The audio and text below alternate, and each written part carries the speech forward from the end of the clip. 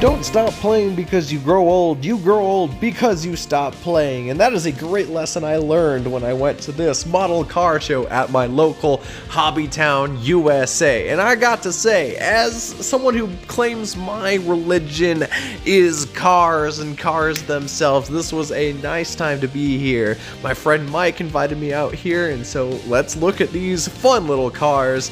Sit back, relax, have fun. This is Casey's Cozy Garage. Hello, welcome to Casey's Cozy Garage. I got my retirement shirt on. I drove the Corvette here today because I'm at a tiny car show. My friend Mike, who does crawlers with me, he invited me out here, and yeah, some of the detail and paintwork here is absolutely incredible, and I've been told that this is a small model show, so you know, let's hang out and see what we like here. Unfortunately, no Corvettes here today, it seems. But that being said, the cars and the paintwork here and the artistry on display is actually quite amazing, and it's really cool to see that like model cars as a form of art as well. So yeah, let's take a look around. This event had categories marked on tables for different cars, so I first looked at the American Muscle table, and no, that Volkswagen Bug is not American Muscle. But yeah, we start looking at some of these cars, and wow, they are so detailed. That General Lee car is pretty neat. We got this Cadillac right here, complete with some figures, and the paintwork on some of these models is just immaculate. That Mustang's pretty cool, and this hot rod's pretty cool. But usually paint is given more time for these models as opposed to our RC components because we run our cars and scratch them. This Fox body Mercury, I think, was done by my friend Mike, and just really good, really realistic looking weathering and rust on this car. He also painted this, and he gets to talk about this later in the video, but check this GTO out, man.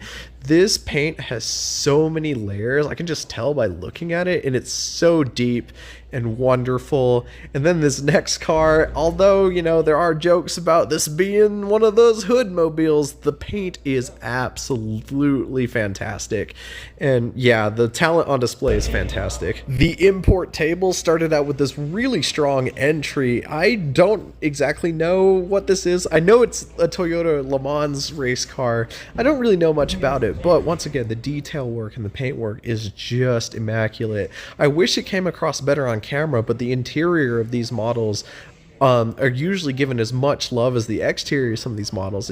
As you can see, the seat belts are colored, the seat is usually textured. A lot of people use carpeting, and overall this model captures the awe and complexity that you would normally see in a real car, and I really appreciate that. The European part of the import table was really cool. There were nice hot hatches and economy cars, and it's nice to see these kind of cars get model attention as well. But definitely the highlight of the Euro cars is this GT3 car or GT4 car. Just, oh, wow. Ooh, so much. I'm at a loss for words here. No hobby model show is complete without anime characters as well, and they got that covered for me as well. There was also Gundam here, but I didn't film any of it. I think the scientific term for these are motorcycles, and I don't really know much about these two-wheeled beasts, but I really do know that, man, this red motorcycle right here, ooh, so many complex shapes, and once again, immaculate paintwork. I loved it. All right, Mike, you brought me all the way out here. I want you to tell me about the build you're most proud of. What's your favorite build here? It's a Revel kit with probably $100 worth of 3D printed crap into it. I thought 3D printing was cheap. Not to buy it. Oh.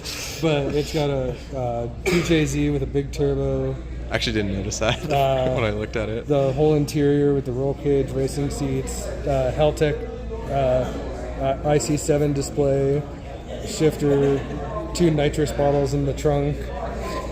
Wow. The wheels, and the hood like fits perfectly, and then the whole chassis is the same color as the body. This paint looks incredibly deep. Like, well, it's a true candy. Okay. So it's gold base coat, red transparent, and then an automotive clear over that. Wait, it's gold base? Yeah, it's a gold base with a transparent red. Oh, okay. I feel like that's like something a chef would know. You're like, oh yes, there's potatoes at the base of it. It's a gold base. Yeah. but How long did this take you? probably about a month and a half, 2 months. Oh. The Dart Sport, I pretty much did the same process, but I made the whole engine shroud and everything. Wow. So that one, the chassis isn't as detailed. It's just done up, but I got the paint, and it's a dark, like metallic. It's this metallic black with a candy transparent blue, and it turned green. Wow. So it was supposed to be blue. So you didn't know it was going to be green? No. Okay. And then I did it, and I was like, I love that color. But this has a lot of the same mods, like the fire extinguisher, gauges, drift handbrake in there, nitrous bottle on the back, color match to the body, and then Workmeister wheels. Are those actual real wheels? Yeah, I they're don't- Workmeister S1s. I don't know much about wheels. And then RB25, naturally aspirated, so it has the ITBs and longitude headers instead of turbo. Imagine what a nightmare that would be to tune. Oh, it'd be horrible. Oh yeah, 6 ITBs. Yeah. I can't get over how like metal that actually looks Oh, like yeah. straight up. Well, yeah. Awesome. Thanks for bringing me out here. Yeah. But wait, Mike had a few other cool things to show me. It's the Shiro Edition 300.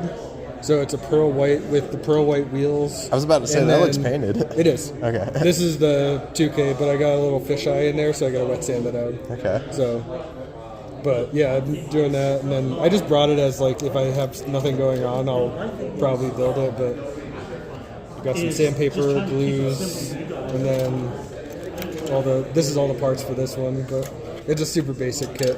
So when you paint this, do Yeah. you hand paint things, or do you like try to I- spray as much as you can? I airbrush as much as I can, and then I'll do like the little details by brush, but I try not to brush like as much as I can. Okay. Like on the Dart, What's something you have to brush? something you have to brush. You can see like the silver fittings on all the pipes. Oh yeah. That I brushed. You can't airbrush that. I mean, you could, but it's such a pain in the ass. Like, and then like this is brush painted, and then I took a Q-tip and brushed off the paint. So because on there the fuse box has a blue diagram, Okay. so I found that same color blue, and then did the diagram, and then you can see the carpet in the back here. So I did the carpet, and then I made seatbelt buckles. Everyone, I want to emphasize these guys put freaking carpet in their 125th scale cars. That's just incredible. I made seatbelt buckles for the front seats because the rear seats had them molded in. And the fronts didn't. Yeah. Okay. I love your engine bay here because Yeah. I was cleaning my Kona last week, also red paint. Yeah. And I was trying to get all this shit off of it. It's so And hard. then you made this model to put all that crap on. Yeah, there. exactly. I mean, my detail cars, I would never Yeah, let yeah. that slide ever in a million years, but I'll make a model of it. Yeah. So what did we learn here today from Mike? Well, if you want to feel bad about your own painting skills, definitely hang out with him. But all jokes aside, what a wonderful dude. And yeah, thanks for bringing me out here. Let's look at some more cars. If this hauler were carrying real cars, it would be hauling more than my net worth. I mean, look at it. There's a Jeep, there's a Viper, there's a Mustang in there. Just absolutely immaculate. I wish it was real. And then we have this little purple Plymouth Prowler over here. Dun dun dun dun dun dun dun dun dun dun dun dun dun dun dun.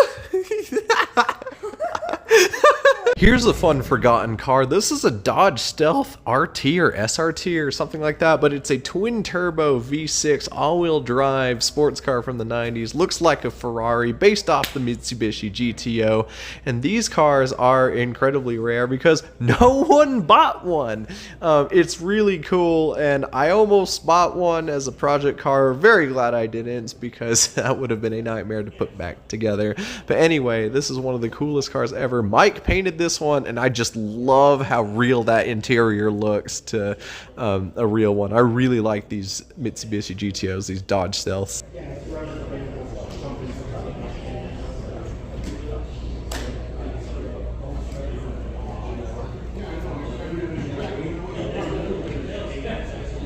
got to take another look at the import table right here. I think that was an Acura Integra or Honda Integra. There's some like Ford things, Ford Escorts.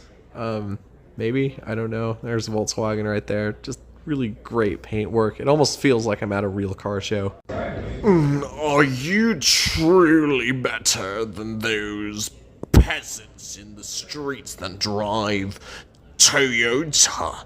Well, you need yourself a Jaguar. Yes, nothing is better than Jaguar excellence. Oh, we're so fancy.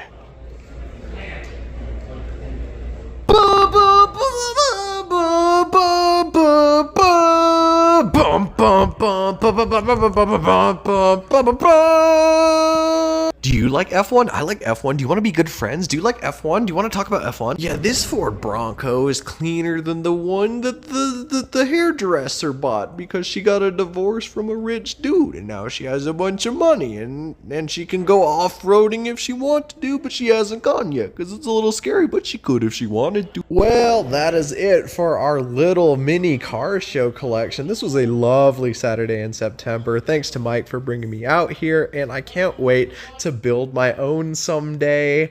I've just purchased a kit, so there's a future video. But anyway, please like and subscribe. We have almost hit 600 whole subscribers. Thank you very much. Remember, wherever you are, stay safe, and I hope that you have a good day.